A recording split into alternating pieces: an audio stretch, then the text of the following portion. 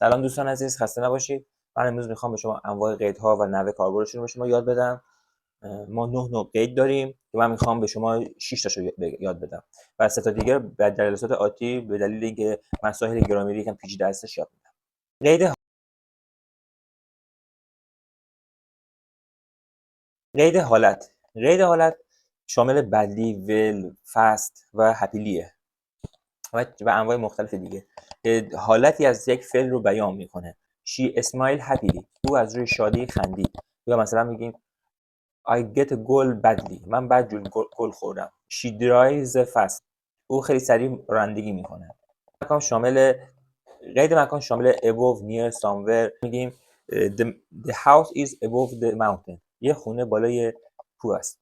My cat is near me. گربه من نزدیک من است. قید زمان شامل now, today, soon, lately. I'm playing basketball now. من الان دارم بسکتبال بازی میکنم. شامل always, usually, near و rarely. I never watch this film. من هرگز این فیلم رو ندیدم. یا مثلا میگیم I'm usually go to work. قید مقدار شامل very, almost, is very happy. ببین very در اینجا قبل یک صفت اومد. پس در اینجا قیدی است که پشت یک صفت میاد.